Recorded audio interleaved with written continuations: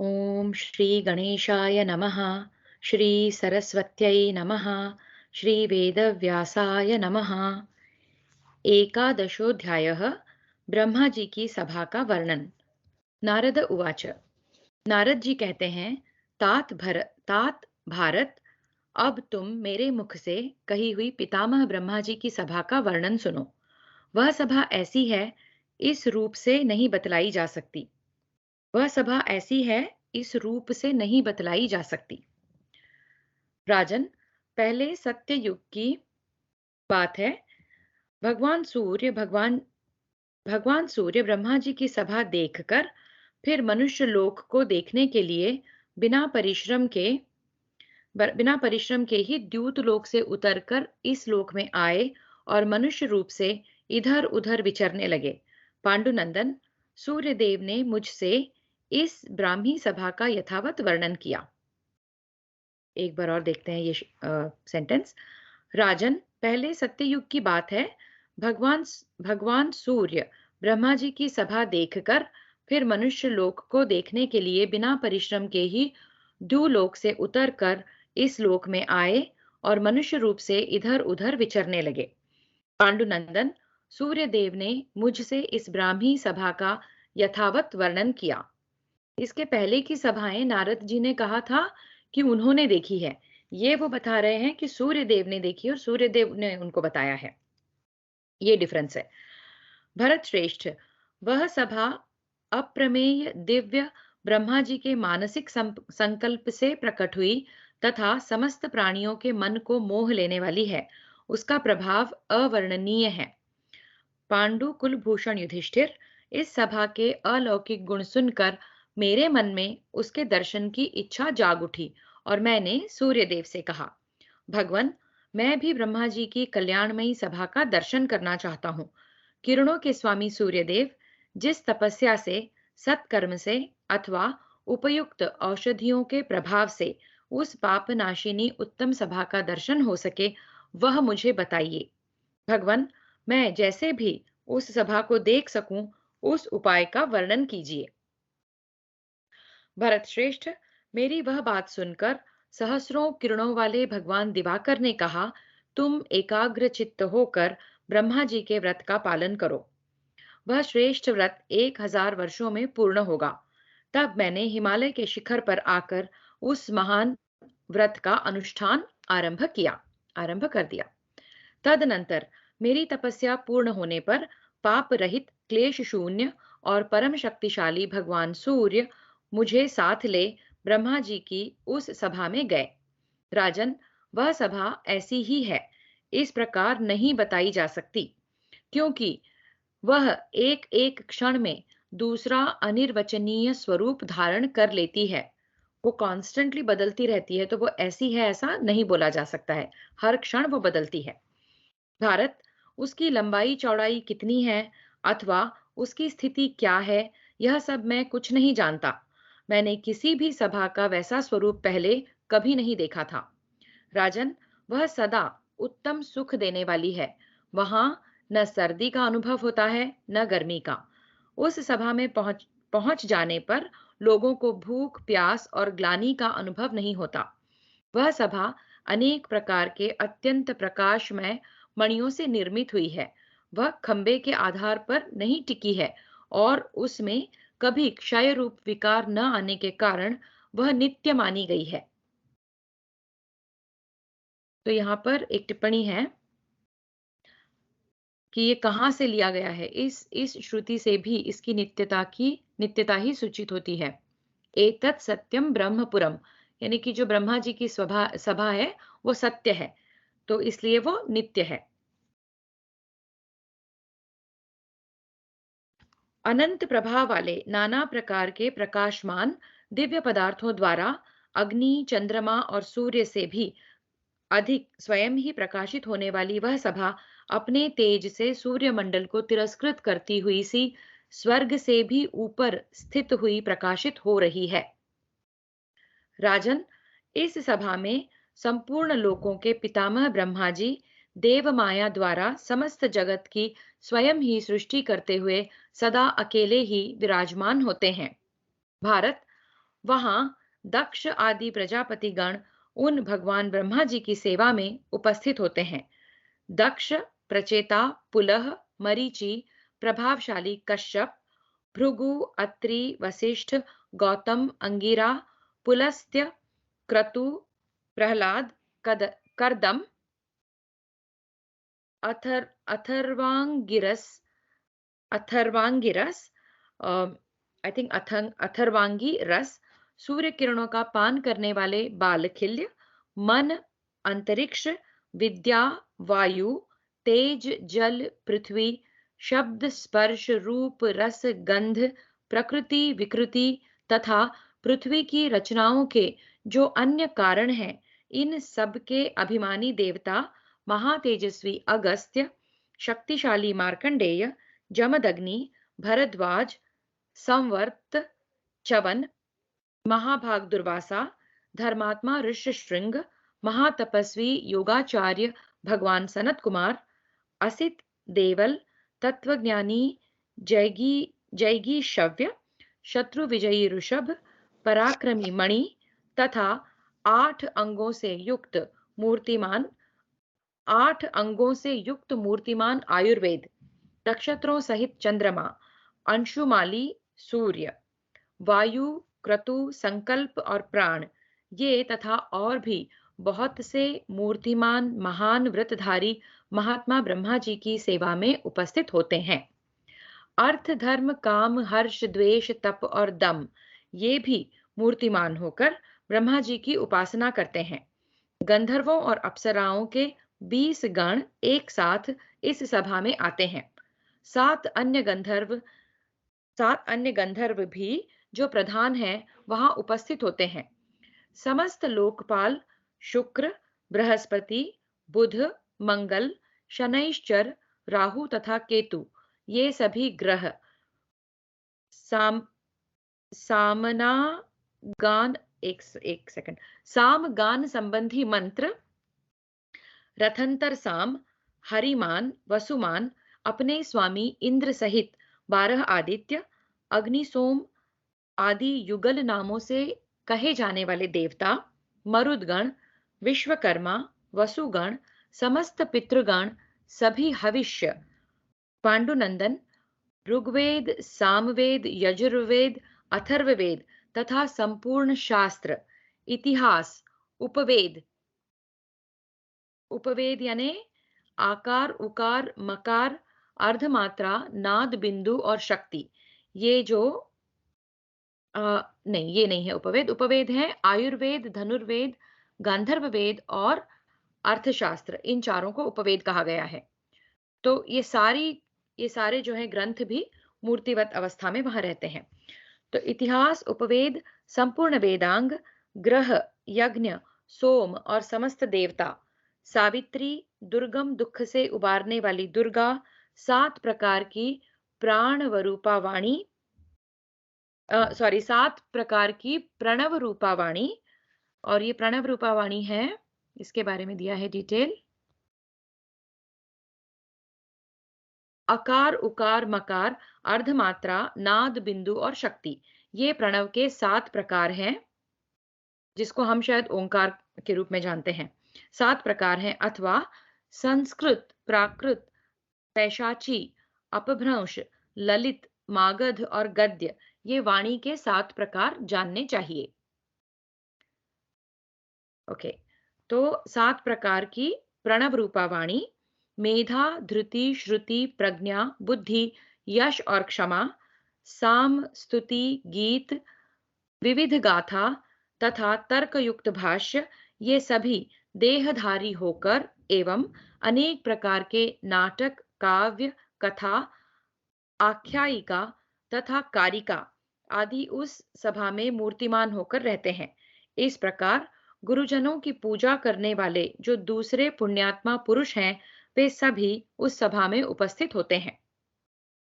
युधिष्ठिर, क्षण, लव, मुहूर्त, दिन, रात, पक्ष, मास, 6 ऋतुएं, 60 संवत्सर, 5 संवत्सरों का युग, 4 प्रकार के दिन रात, जिनको कहा गया है मानव, पितर, देवता और ब्रह्मा जी के दिन रात, मतलब सभी के दिन रात, मनुष्यों के दिन रात, पितरों के दिन रात, देवताओं के दिन रात और ब्रह्मा जी के दिन रात।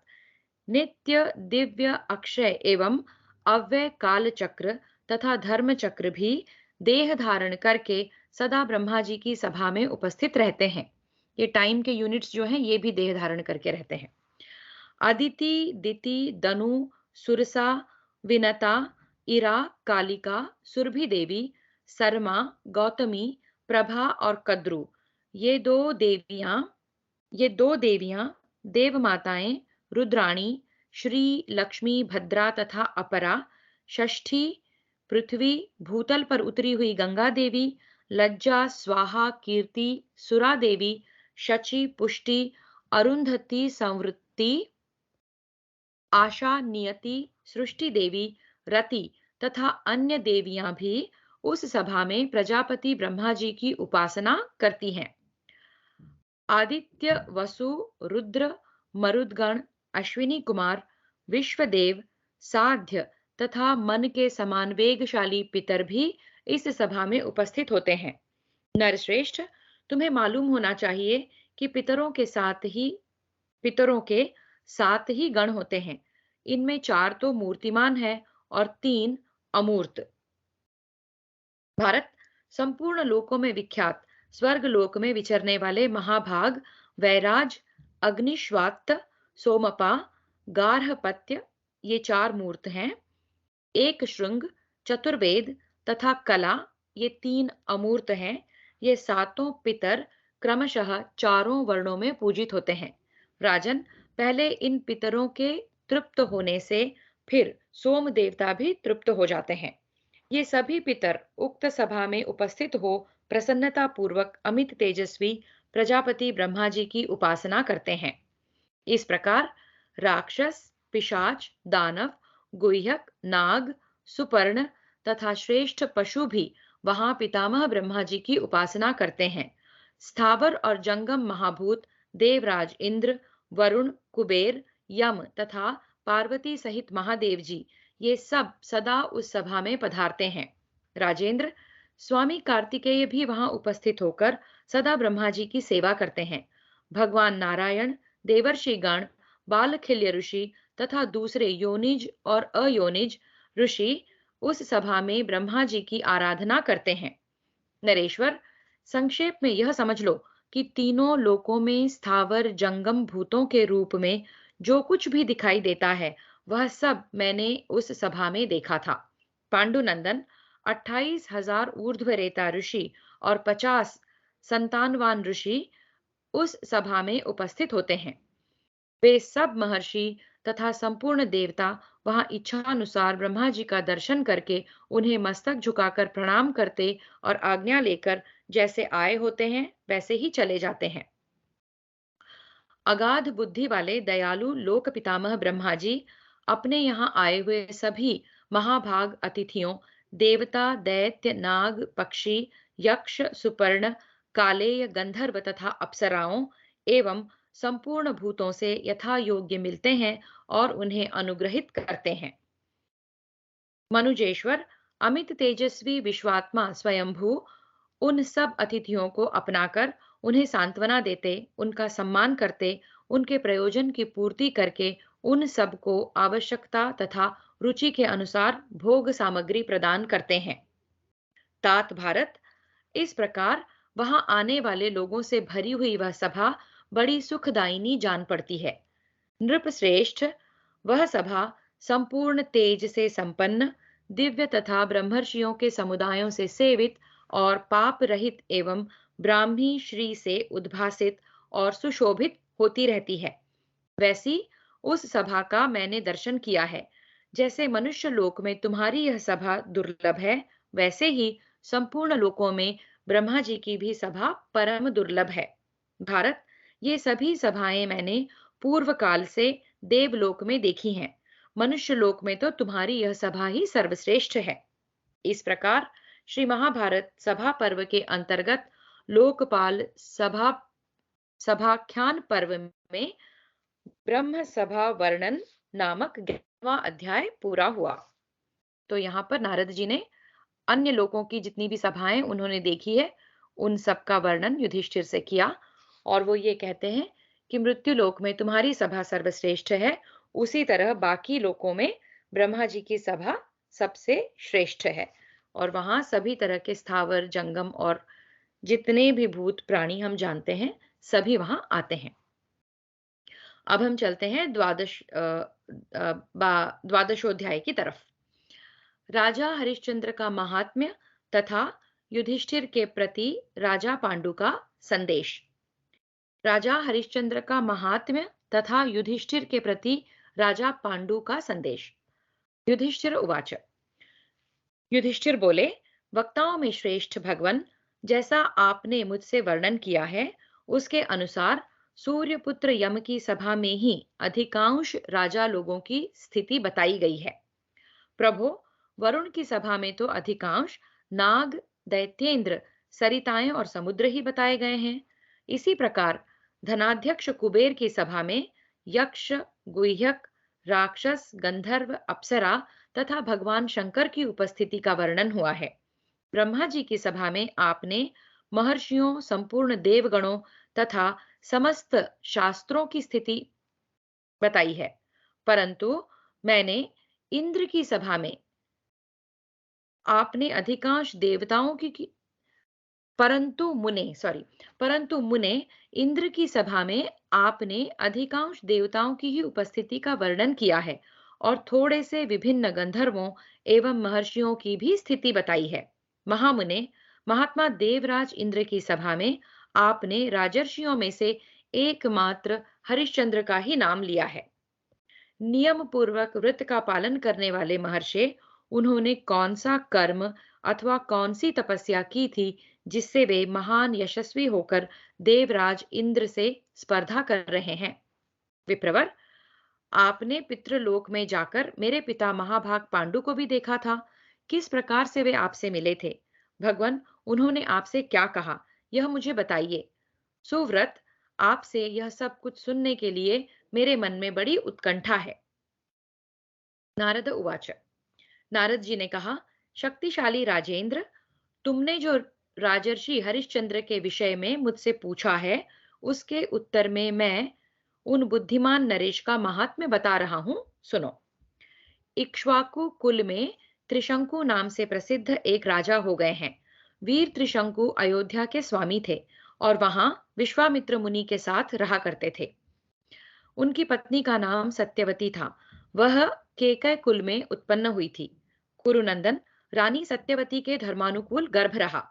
फिर समयानुसार जन्म मास प्राप्त होने पर महाभागा रानी ने एक निष्पाप पुत्र को जन्म दिया। उसका नाम हुआ हरिश्चंद्र। वे त्रिशंकु कुमार ही लोक विख्यात राजा हरिश्चंद्र कहे गए। राजा हरिश्चंद्र बड़े बलवान और समस्त भूलोक में सम्राट थे। भूमंडल के सभी नरेश उनकी आज्ञा का पालन करने के लिए सिर झुकाए खड़े रहते थे। जनेश्वर, उन्होंने एकमात्र स्वर्ण विभूषित जैत्र नामक रथ पर चढ़कर अपने शस्त्रों के प्रताप से सातों द्वीपों पर विजय प्राप्त कर ली थी। सातों द्वीप यानी मैं समझती हूँ ये जो पूरा भूमंडल है। महाराज, पर्वतों और वनों सहित इस सारी पृथ्वी को जीतकर राजा हरिश्चंद्र ने राजसूय नामक महान यज्ञ का अनुष्ठान किया। राजा की आज्ञा से समस्त भूपालों ने धन लाकर भेंट किए और उस यज्ञ में ब्राह्मणों को भोजन परोसने का कार्य किया। महाराज हरिश्चंद्र ने बड़ी प्रसन्नता के साथ उस यज्ञ में याचकों को जितना उन्होंने मांगा उससे 5 गुना अधिक धन दान किया। जब अग्निदेव के विसर्जन का अवसर आया उस समय उन्होंने विभिन्न देशों से आए हुए ब्राह्मणों को नाना प्रकार के धन एवं रत्न देकर तृप्त किया। नाना प्रकार के भक्ष्य भोज्य पदार्थ, मनोवांछित वस्तुओं का पुरस्कार तथा रत्न राशि का दान देकर तृप्त एवं संतुष्ट किए हुए ब्राह्मणों ने राजा हरिश्चंद्र को आशीर्वाद दिए। इसलिए वे अन्य राजाओं की अपेक्षा अधिक तेजस्वी और यशस्वी हुए हैं। भरत श्रेष्ठ राजन भरत श्रेष्ठ, यही कारण है कि उन सहस्त्रों राजाओं की अपेक्षा महाराज हरिश्चंद्र अधिक सम्मान पूर्वक इंद्र सभा में विराजमान होते हैं। इस बात को तुम अच्छी तरह जान लो। नरेश्वर, प्रतापी हरिश्चंद्र उस महायज्ञ को समाप्त करके जब सम्राट के पद पर अभिषिक्त हुए, उस समय उनकी बड़ी शोभा हुई। भरत कुलभूषण दूसरे भी जो भूपाल राजसूय नामक महायज्ञ का अनुष्ठान करते हैं, वे देवराज इंद्र के साथ रहकर आनंद भोगते हैं। भरतर्षभ, जो लोग संग्राम में पीठ न दिखाकर वहीं मृत्यु का वरण कर लेते हैं, वे भी देवराज इंद्र की उस सभा में जाकर वहां आनंद का उपभोग करते हैं। तथा जो लोग कठोर तपस्या के द्वारा यहाँ अपने शरीर का त्याग करते हैं, वे भी उस इंद्र सभा में जाकर तेजस्वी रूप धारण करके सदा प्रकाशित होते रहते हैं। कौरव नंदन कुंती कुमार, तुम्हारे पिता पांडु ने राजा हरिश्चंद्र की संपत्ति देखकर अत्यंत चकित हो तुमसे कहने के लिए संदेश दिया है। नरेश्वर, मुझे मनुष्य लोक में आता जान उन्होंने प्रणाम करके मुझसे कहा, देवर्षे, आप युधिष्ठिर से यह कहिएगा, भारत तुम्हारे भाई तुम्हारी आज्ञा के अधीन है। तुम सारी पृथ्वी को जीतने में समर्थ हो, अतः राजसूय नामक श्रेष्ठ यज्ञ का अनुष्ठान करो। तुम जैसे पुत्र के द्वारा वह यज्ञ संपन्न होने पर मैं भी शीघ्र ही राजा हरिश्चंद्र की भांति बहुत वर्षों तक इंद्र भवन में आनंद भोगूंगा। तब मैंने पांडु से कहा, एवमस्तु, यदि मैं भूलोक में जाऊंगा तो आपके पुत्र राजा युधिष्ठिर से कह दूंगा। पुरुष सिंह पांडुनंदन, तुम अपने पिता के संकल्प को पूरा करो। ऐसा करने पर तुम पूर्वजों के साथ देवराज इंद्र के लोक में जाओगे। राजन, इस महान यज्ञ में बहुत से विघ्न आने की संभावना होती है, क्योंकि यज्ञ नाशक ब्रह्म राक्षस इसका छिद्र ढूंढते रहते हैं, मतलब इसमें लूपहोल देखते रहते हैं। तथा इसका अनुष्ठान होने पर कोई एक ऐसा निमित्त भी बन जाता है जिससे पृथ्वी पर विनाशकारी युद्ध उपस्थित हो जाता है, जो क्षत्रियों के संहार और भूमंडल के विनाश का कारण होता है। राजेंद्र, यह सब सोच विचार कर तुम्हें जो हितकर जान पड़े वह करो। चारों वर्णों की रक्षा के लिए सदा सावधान और उद्युत रहो। संसार में तुम्हारा अभ्युदय हो, तुम आनंदित रहो और धन से ब्राह्मणों को तृप्त करो। तुमने मुझसे जो कुछ पूछा था वह सब मैंने विस्तार पूर्वक बता दिया। अब मैं यहाँ से द्वारका जाऊंगा, इसके लिए तुमसे अनुमति चाहता हूँ। वैशंपायन उवाच। वैशंपायन जी कहते हैं, जन्मेजय, कुंती कुमारों से ऐसा कहकर नारद जी जिन ऋषियों के साथ आए थे उन्हीं से घिरे हुए पुनः चले गए। नारद जी के चले जाने पर कुरुश्रेष्ठ कुंती नंदन राजा युधिष्ठिर अपने भाइयों के साथ राजसूय नामक श्रेष्ठ यज्ञ के विषय में विचार करने लगे। इस प्रकार श्री महाभारत सभा पर्व के अंतर्गत लोकपाल सभाख्यान पर्व में पांडु संदेश कथन विषयक 12वां अध्याय पूरा हुआ। तो पांडु जो हैं उन्होंने हरिश्चंद्र के जैसा स्थान इंद्रलोक में पाने के लिए हरिश्चंद्र के जैसा ही राजसूय यज्ञ करने को युधिष्ठिर को कहने के लिए नारद जी के द्वारा संदेश भेजा था। यह हमने यहाँ देखा। हरि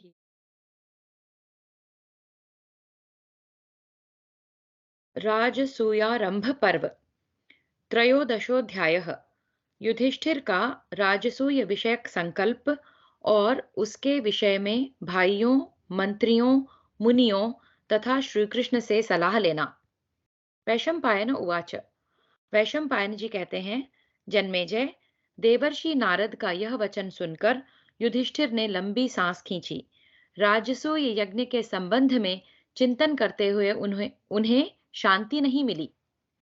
राजसूय यज्ञ करने वाले महात्मा राजर्षियों की वैसी महिमा सुनकर तथा तथा पुण्य कर्मों द्वारा उत्तम लोकों की प्राप्ति होती देखकर एवं यज्ञ करने वाले राजर्षि हरिश्चंद्र का महान तेज तथा विशेष वैभव एवं आदर सत्कार सुनकर उनके मन में राजसूय यज्ञ करने की इच्छा हुई। तदनंतर युधिष्ठिर ने अपने समस्त सभासदों का सत्कार किया और उन सब सदस्यों ने भी उनका बड़ा सम्मान किया। अंत में सबकी सम्मति से उनका मन यज्ञ करने के ही संकल्प पर दृढ़ हो गया। राजेंद्र, कुरुश्रेष्ठ युधिष्ठिर ने उस समय बार बार विचार करके राजसूय यज्ञ के अनुष्ठान में ही मन लगाया। अद्भुत बल और पराक्रम वाले धर्मराज ने पुनः अपने धर्म का ही चिंतन किया और संपूर्ण लोगों का हित कैसे हो, इसी ओर वे ध्यान देने लगे। युधिष्ठिर समस्त धर्मात्माओं में श्रेष्ठ थे। वे सारी प्रजा पर अनुग्रह करके सबका समान रूप से हित साधन करने लगे। क्रोध और अभिमान से रहित होकर राजा युधिष्ठिर ने अपने सेवकों से कह दिया कि देने योग्य वस्तुएं सबको दी जाएं अथवा सारी जनता का पावना यानी कि ऋण चुका दिया जाए। उनके राज्य में धर्मराज आप धन्य हैं। धर्म स्वरूप युधिष्ठिर, आपको साधुवाद, इसके सिवा और कोई बात नहीं सुनी जाती थी। उनका ऐसा व्यवहार देख सारी प्रजा उनके ऊपर पिता के समान भरोसा रखने लगी। उनके प्रति द्वेष रखने वाला कोई नहीं था, इसलिए वे अजात शत्रु नाम से प्रसिद्ध हुए। महाराज युधिष्ठिर सबको आत्मीय जनों की भांति अपनाते, भीमसेन की सबसे रक्षा करते सॉरी भीमसेन सबकी रक्षा करते, सव्यसाची अर्जुन शत्रुओं के संहार में लगे रहते, बुद्धिमान सहदेव सबको धर्म का उपदेश दिया करते और नकुल स्वभाव से ही सबके साथ विनयपूर्ण बर्ताव करते थे। इससे उनके राज्य के सभी जनपद कलह शून्य, निर्भय, स्वधर्म परायण तथा उन्नतिशील थे। वहां उनकी इच्छा के अनुसार समय पर वर्षा होती थी। उन दिनों राजा के सुप्रबंध से ब्याज की आजीविका, यज्ञ की सामग्री, गोरक्षा, खेती और व्यापार, इन सब की विशेष उन्नति होने लगी।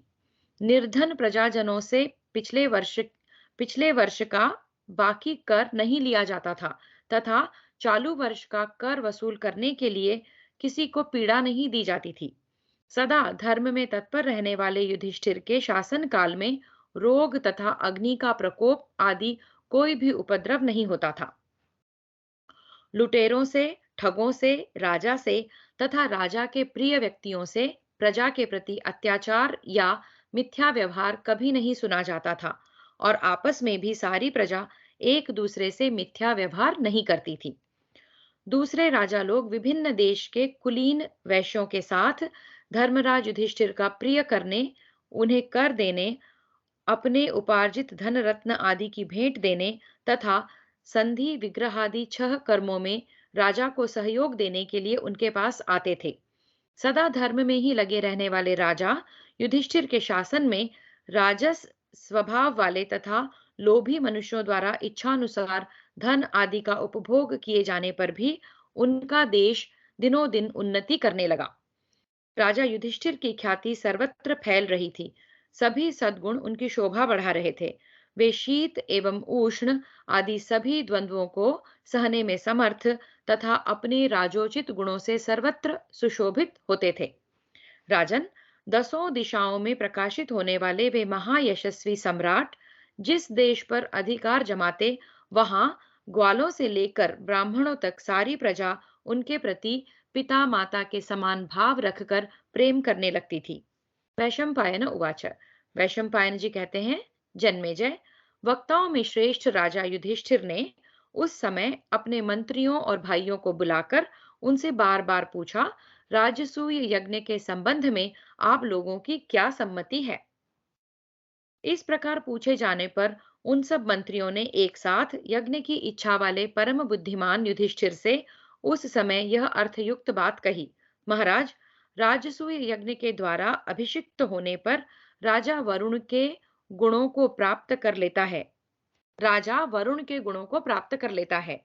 इसलिए प्रत्येक नरेश उस यज्ञ के द्वारा सम्राट के समस्त गुणों को पाने की अभिलाषा रखता है। कुरुनंदन, आप तो सम्राट के गुणों को पाने के सर्वथा योग्य हैं। अतः आपके हितैषी सुहृद आपके द्वारा राजसूय यज्ञ के अनुष्ठान का यह उचित अवसर प्राप्त हुआ मानते हैं। उस यज्ञ का समय क्षत्र संपत्ति यानी सेना आदि के अधीन है। उसमें उत्तम व्रत का आचरण करने वाले ब्राह्मण सामवेद के मंत्रों द्वारा अग्नि की स्थापना के लिए 6 अग्नि वेदियों का निर्माण करते हैं। जो उस यज्ञ का अनुष्ठान करता है, वह दर्वी होम यानी कि अग्निहोत्र आदि से लेकर समस्त यज्ञों के फल को प्राप्त कर लेता है एवं यज्ञ के अंत में जो अभिषेक होता है उससे वह यज्ञकर्ता नरेश सर्वजित सम्राट कहलाने लगता है। महाबाहो, आप इस यज्ञ के संपादन में समर्थ हैं। हम सब लोग आपकी आज्ञा के अधीन हैं। महाराज, आप शीघ्र ही राजसूय यज्ञ पूर्ण कर सकेंगे। अतः किसी प्रकार का सोच विचार न करके आप राजसूय के अनुष्ठान में मन लगाइए। इस प्रकार उनके सभी सहृदों ने अलग अलग और सम्मिलित होकर अपनी यही सम्मति प्रकट की। प्रजानाथ, शत्रुसूदन पांडव नंदन युधिष्ठिर ने उनका यह साहसपूर्ण प्रिय एवं श्रेष्ठ वचन सुनकर उसे मन ही मन ग्रहण किया। भारत, उन्होंने सहृदों का वह सम्मति सूचक वचन सुनकर तथा यह भी जानते हुए कि राजसूय यज्ञ अपने लिए साध्य है, उसके विषय में बारंबार मन ही मन विचार किया। फिर मंत्रणा का महत्व जानने वाले बुद्धिमान धर्मराज युधिष्ठिर अपने भाइयों, महात्मा ऋत्विजों, मंत्रियों तथा धौम्य एवं व्यास आदि महर्षियों के साथ इस विषय पर पुनः विचार करने लगे। युधिष्ठिर उवाच।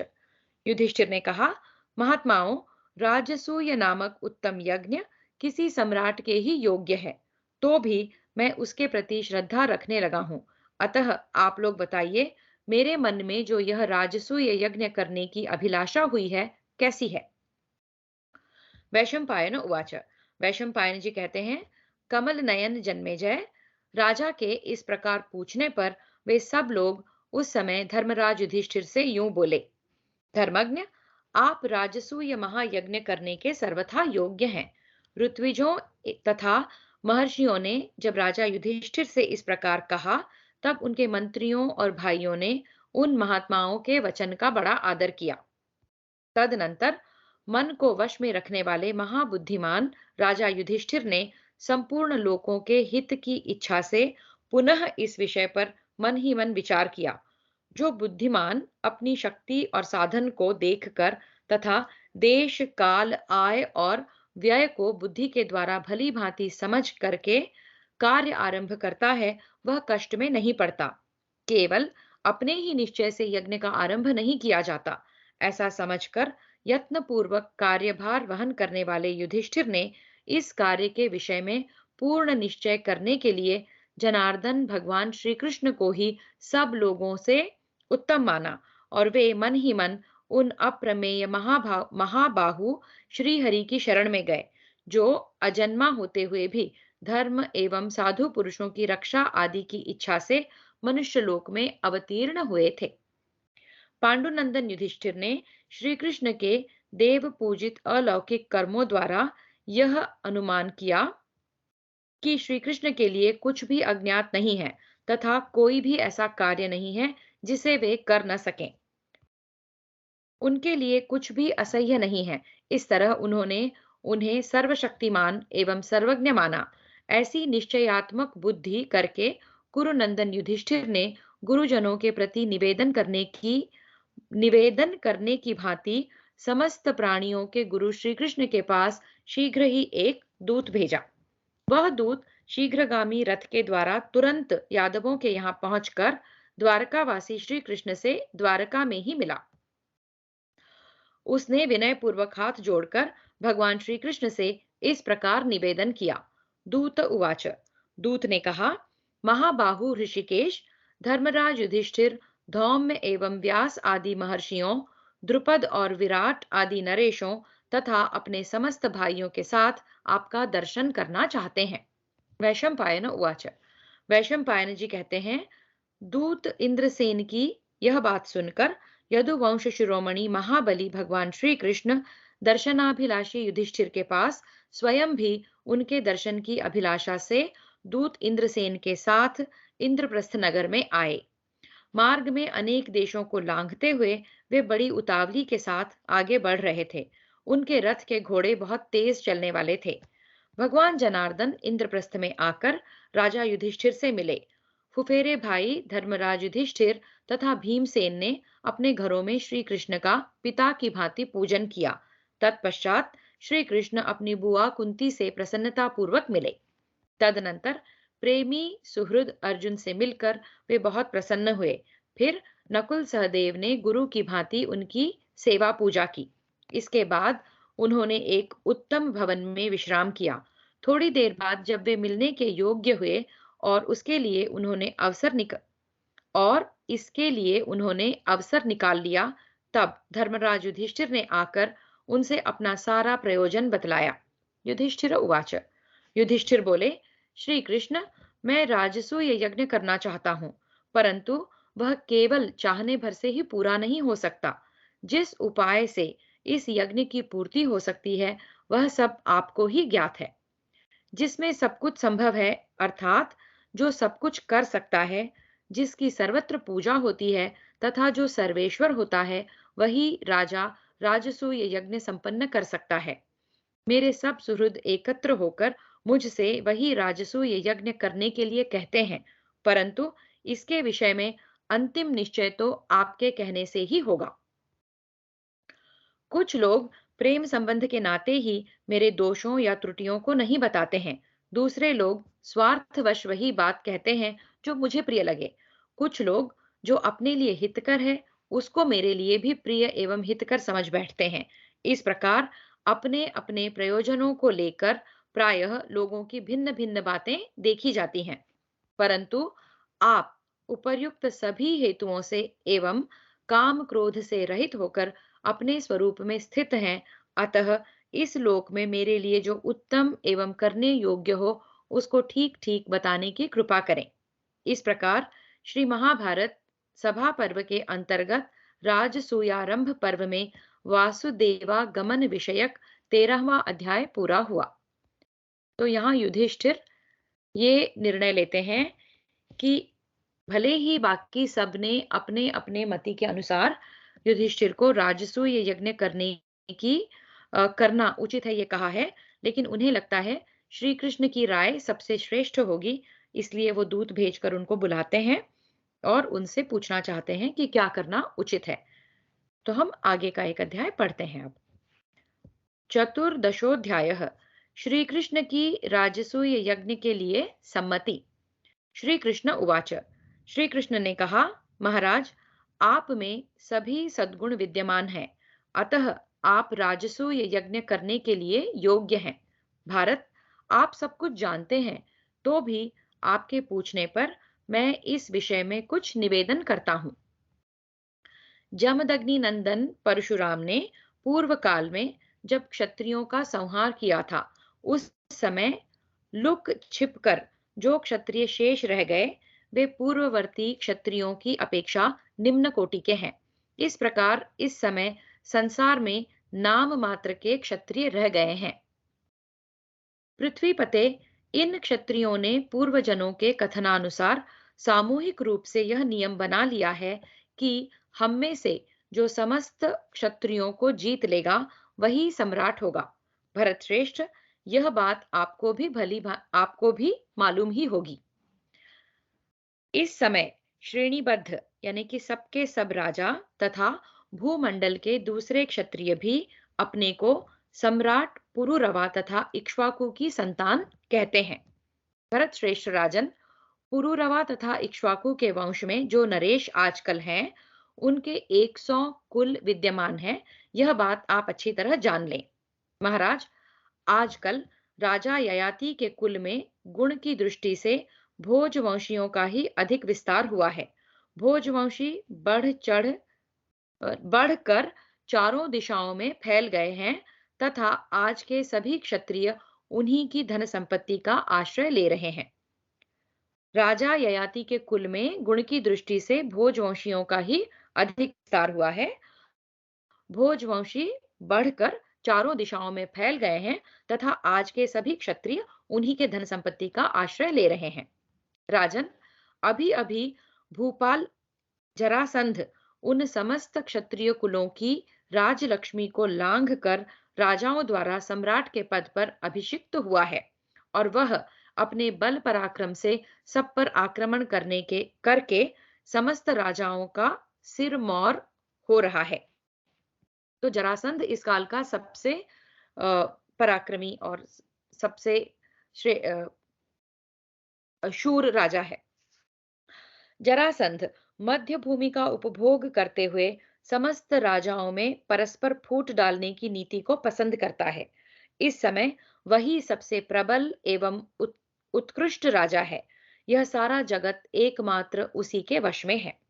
महाराज, वह अपनी राजनीतिक युक्तियों से इस समय सम्राट बन बैठा है। राजन, कहते हैं प्रतापी राजा शिशुपाल सब प्रकार से जरासंध का आश्रय लेकर ही उसका प्रधान सेनापति हो गया है। तो जरासंध राजा है और शिशुपाल उसका सेनापति है। युधिष्ठिर, माया युद्ध करने वाला महाबली कुरुष राज दंतवक्त्र भी जरासंध के सामने शिष्य की भांति हाथ जोड़े खड़ा रहता है। विशाल काय अन्य दो महापराक्रमी योद्धा सुप्रसिद्ध हंस और डिंभक भी महाबली जरासंध की शरण ले चुके हैं। कुरुष देश का राजा दंतवक्त्र, करभ और मेघवाहन, ये सभी सिर पर दिव्य मणिमय मुकुट धारण करते हुए भी जरासंध को अपने मस्तक की अद्भुत मणि मानते हैं, अर्थात उसके चरणों में सिर झुकाते रहते हैं। महाराज, जो मुर और नरक नामक देश का शासन करते हैं, जिनकी सेना अनंत है, जो वरुण के समान पश्चिम दिशा के अधिपति कहे जाते हैं, जिनकी वृद्धावस्था हो चली है, तथा जो आपके पिता के मित्र रहे हैं, वे यवनाधिपति राजा भगदत्त भी वाणी तथा क्रिया द्वारा भी जरासंध के सामने विशेष रूप से नतमस्तक रहते हैं। फिर वे मन ही मन तुम्हारे स्नेह पाश में बंधे हैं, और जैसे पिता अपने पुत्र पर प्रेम रखते हैं, वैसे ही उनका तुम्हारे ऊपर वात्सल्य भाव बना हुआ है। जो भारत भूमि के पश्चिम से लेकर दक्षिण तक के भाग पर शासन करते हैं, आपके मामा, वे शत्रु संहारक शूरवीर कुंती भोज कुलवर्धक पुरुजित अकेले ही स्नेहवश आपके प्रति प्रेम और आदर का भाव रखते हैं। जिसे मैंने पहले मारा नहीं, उपवेक्षावश छोड़ रखा है, जिसकी बुद्धि बड़ी खोटी है, जो चेदी देश में पुरुषोत्तम समझा जाता है, इस जगत में जो अपने आप को पुरुषोत्तम ही कहकर बताया करता है, और मोहवश सदा मेरे शंख चक्र आदि चिन्हों को धारण करता है, वंग पुंड्र तथा किरात देश का जो राजा है, तथा लोक में वासुदेव के नाम से जिसकी प्रसिद्धि हो रही है, वह बलवान राजा पौंड्रक भी जरासंध से ही मिला हुआ है। राजन, जो पृथ्वी के 1/4 भाग के स्वामी हैं, इंद्र के सखा हैं, बलवान हैं, जिन्होंने अस्त्र विद्या के बल से पांड्य, कृथ और कैशिक देशों पर विजय पाई है, जिनका भाई आकृति जमदग्नि नंदन परशुराम के समान शौर्य संपन्न है, वे भोजवंशी शत्रुहंता राजा भीष्म के, यानी मेरे श्वशुर होते हुए भी मगध राज जरासंध के भक्त हैं। शत्रुहंता राजा भीष्मक, सॉरी, तो वे भोजवंशी शत्रुहंता राजा भीष्मक, जो कि कृष्ण के श्वशुर हैं, वो भी मगध राज जरासंध के भक्त हैं। हम सदा उनका प्रिय करते रहते हैं, उनके प्रति नम्रता दिखाते हैं, और उनके सगे संबंधी हैं तो भी वे हम जैसे अपने भक्तों को तो नहीं अपनाते हैं और हमारे शत्रुओं से मिलते जुलते हैं। राजन, वे अपने बल और कुल की ओर भी ध्यान नहीं देते, केवल जरासंध के उज्जवल यश की ओर देखकर उसके आश्रित बन गए हैं। प्रभो, इसी प्रकार उत्तर दिशा में निवास करने वाले भोजवंशियों के 18 कुल जरासंध के ही भय से भागकर पश्चिम दिशा में रहने लगे हैं। शूरसेन, भद्रकार, बोध, शाल्व, पटच्चर, सुस्थल, सुकुट्ट, कुलिंद, कुंती तथा शाल्वायन आदि राजा भी अपने भाइयों तथा सेवकों के साथ दक्षिण दिशा में भाग गए हैं। जो लोग दक्षिण पांचाल एवं पूर्वी कुंती प्रदेश में रहते थे, वे सभी क्षत्रिय तथा कौशल मत्स्य संन्यस्त पद आदि राजपूत भी जरासंध के भय से पीड़ित हो उत्तर दिशा को छोड़कर दक्षिण दिशा का ही आश्रय ले चुके हैं। उसी प्रकार समस्त पांचाल देशीय क्षत्रिय जरासंध के भय से दुखी हो अपना राज्य छोड़कर चारों दिशाओं में भाग गए हैं। कुछ समय पहले की बात है। व्यर्थ बुद्धि वाले कंस ने समस्त यादवों को कुचलकर जरासंध की दो पुत्रियों के साथ विवाह किया। उनके नाम थे अस्ति और प्राप्ति। वे दोनों अबलाएं सहदेव की छोटी बहनें थीं। निस्सार बुद्धि वाला कंस जरासंध के ही बल से अपने जाति भाइयों को अपमानित करके सबका प्रधान बन बैठा था। यह उसका बहुत बड़ा अत्याचार था। उस दुरात्मा से पीड़ित हो भोजराज वंश के बड़े बूढ़े लोगों ने जाति भाइयों की रक्षा के लिए हमसे प्रार्थना की।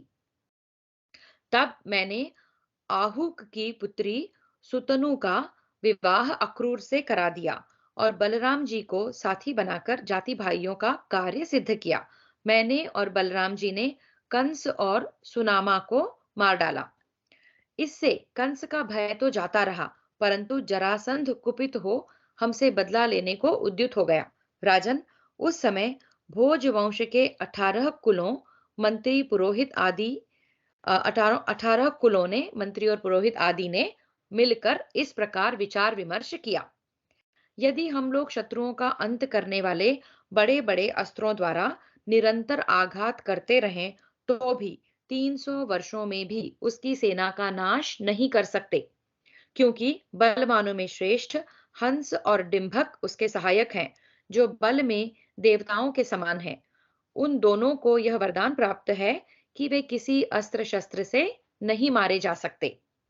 भैया युधिष्ठिर, मेरा तो ऐसा विश्वास है कि एक साथ रहने वाले वे दोनों वीर हंस और डिंभक तथा पराक्रमी जरासंध, ये तीनों मिलकर तीनों लोकों का सामना करने के लिए पर्याप्त थे।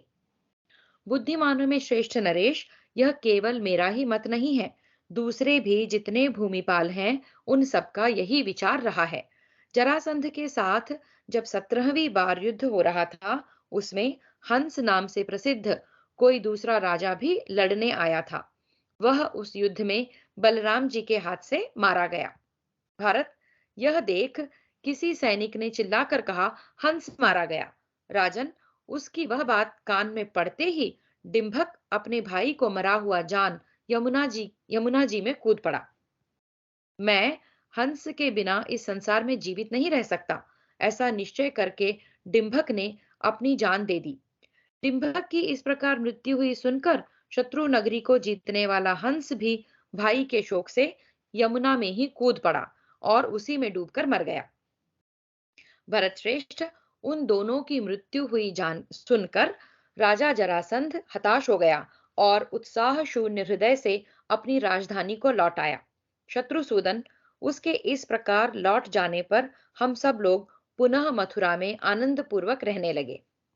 शत्रु दमन राजेंद्र, फिर जब पति के शोक से पीड़ित हुई कंस की कमल लोचना भार्या अपने पिता मगध नरेश जरासंध के पास जाकर उसे बार बार उकसाने लगी कि मेरे पति के घातक को मार डालो, तब हम लोग भी पहले पहले की हुई गुप्त मंत्रणा को स्मरण करके उदास हो गए। महाराज, फिर तो हम मथुरा से भाग खड़े हुए। राजन, उस समय हमने यही निश्चय किया कि यहाँ की विशाल संपत्ति को पृथक पृथक बांटकर थोड़ी थोड़ी करके पुत्र एवं भाई बंधुओं के साथ शत्रु के भय से भाग चलें। ऐसा विचार करके हम सब ने पश्चिम दिशा की शरण ली और राजन, रैवतक पर्वत से सुशोभित रमणीय कुशस्थलीपुरी में जाकर हम लोग निवास करने लगे। हमने कुशस्थली दुर्ग की ऐसी मरम्मत कराई कि देवताओं के लिए भी उसमें प्रवेश करना कठिन हो गया। अब तो उस दुर्ग में रहकर स्त्रियां भी युद्ध कर सकती हैं। फिर वृष्णि कुल के महारथियों की तो बात ही क्या है। शत्रुसूदन, हम लोग द्वारकापुरी में सब ओर से निर्भय होकर रहते हैं। कुरुश्रेष्ठ, गिरिराज रैवतक की दुर्गमता का विचार करके अपने को जरासंध के संकट से पार हुआ मानकर हम सभी मधुवंशियों को बड़ी प्रसन्नता हुई है। राजन, हम जरासंध के अपराधी हैं, अतः शक्तिशाली होते हुए भी जिस स्थान से हमारा संबंध था उसे छोड़कर गोमान यानी कि रैवतक पर्वत के आश्रय में आ गए हैं।